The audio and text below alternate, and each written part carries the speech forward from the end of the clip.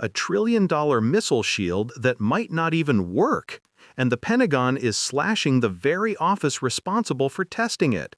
Senator Mark Kelly just exposed the Golden Dome fantasy, and trust me, this one should have every taxpayer furious. Senator Kelly. Thank you, Mr. Chairman. Mr. Secretary, I want to talk about the proposed Golden Dome missile defense system. There's a request to spend $25 billion in this year alone. First of all, is this system designed to intercept a full salvo attack? Senator, it's a multi-layer system that would include different types of salvos. Obviously, so it's not just Rogue Nation. Okay. Well, it's meant to. Yes, it's not meant to be just one nation. It could be utilized in against Russia scenarios. or China, full salvo. So, what kind of reliability are you aiming to build into the system? Are we looking for something like 4 nines on intercept success? 99.99% reliability. Obviously, you seek the highest possible. You begin with what you have and integrating those C2 networks and sensors, building up capabilities that are existing with an eye toward future capabilities that can come online as quickly as possible, not just ground-based, but space-based. So against future capability, too. So do you believe that we can build a system that can intercept all incoming threats? You think we could build that system? This is a very hard physics problem.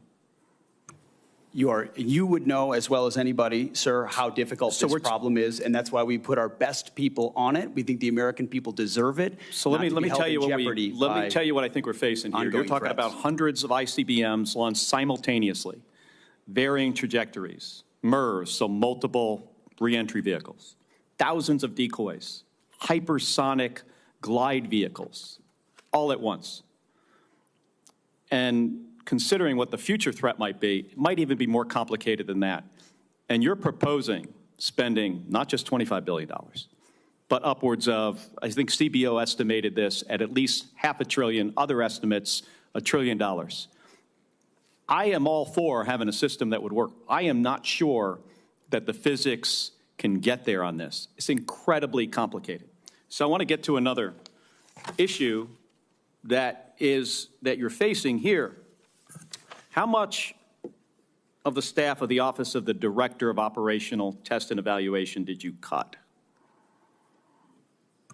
After collaboration, sir, with the service departments, the Joint Staff, and others, we identified that as a place where there were redundancies and multiple additional layers that were unnecessary. I'll tell you what you cut. You cut so 74%. Most of it. That's what I was going to say. Most of it. And was your decision to cut more than half of the Pentagon's testing and evaluation office staff driven in part by concerns about the office's plan to oversee testing of Golden Dome?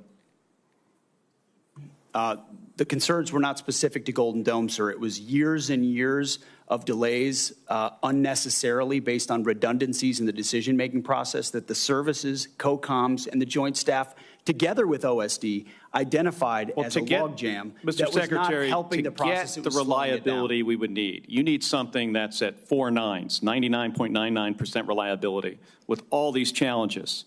And you cut the staff of the people who are going to make sure this thing works before we make it operational, before we give it to the warfighters.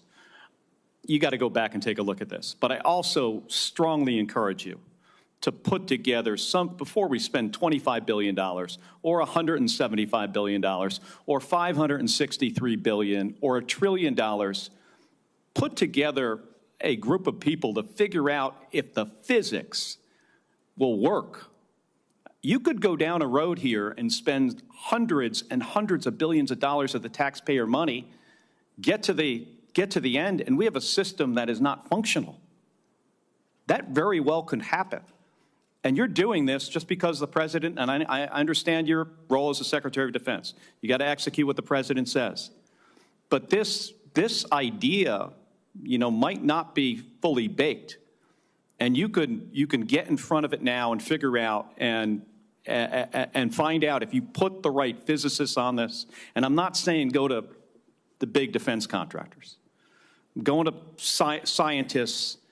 And I know there's a questionable relationship with this administration and scientists, but go to some scientists, figure out what we would have to do to build a system and then make smart decisions before we spend hundreds and hundreds of billions of dollars. Senator, we're doing that, leveraging existing technologies and not premising the project on aspirational technologies, what we can actually do, and would welcome. Well, $25 billion in the first year is a lot of money. That's more than just figuring out if we have the ability to build a system that can handle a full salvo threat, hypersonic glide vehicles, MERS, thousands of decoys. Thank you, Mr. Thank Chairman. you, Senator Kelly. What we just watched is Senator Mark Kelly doing something we almost never see in these hearings, forcing the Pentagon to confront reality instead of fantasy. Let's break down what's actually happening here, because this isn't just about defense spending. This is about a potentially trillion-dollar boondoggle built on shaky physics, political pressure, and gutted oversight. Kelly begins by asking a basic, fundamental question. Can the Golden Dome system actually stop a full-scale, modern nuclear attack? Not a rogue nation firing one missile, but the real nightmare scenario. Hundreds of ICBMs, multiple warheads per missile, hypersonic glide vehicles, thousands of decoys, and wildly varied trajectories, all at once. That is the world we live in now. That is the threat environment this administration claims it can solve with a missile shield. And what does Hegseth offer? A lot of buzzwords about multi-layer systems, integrated sensors, future capabilities, and aspirational technologies. In other words, vibes, not physics. Kelly isn't buying it. He flat out says what every scientist in the missile defense world has known for decades. The physics of intercepting a full Russian or Chinese salvo is almost impossible. Even a 99.99% reliability rate, which no such system has ever come close to, would still mean catastrophic failure when you're dealing with hundreds of incoming warheads. But here's the kicker, and this is the part Kelly hits hardest. Hegseth cut 74% of the Pentagon's testing and evaluation office. Not trimmed, not reorganized, cut 74%. And that office is the one responsible for independently verifying whether Golden Dome actually works. So let's get this straight. The threat environment is more complex than at any point in history. The Pentagon is pitching a system that could cost up to $1 trillion. And they gutted the very office that's supposed to make sure it functions before deployment. That is not oversight. That is not national security. That is politics, plain and simple. Kelly spells it out. You could spend hundreds of billions only to reach the end and find out the system doesn't work. And Hegseth's only defense? We're leveraging existing capabilities. Translation, we're winging it and hoping Congress doesn't notice.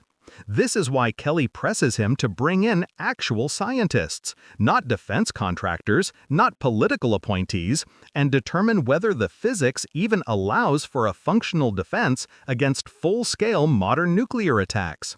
Because right now, billions are being shoveled into a project that might literally be impossible.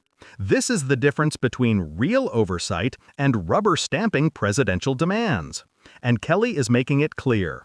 You can't claim to defend the American people while simultaneously eliminating the oversight that prevents $1 trillion failure. For taxpayers, for national security, and for the credibility of the Defense Department, this confrontation should be a wake-up call. Like, share, and subscribe to Left Lens, because this is exactly the kind of breakdown you won't get anywhere else.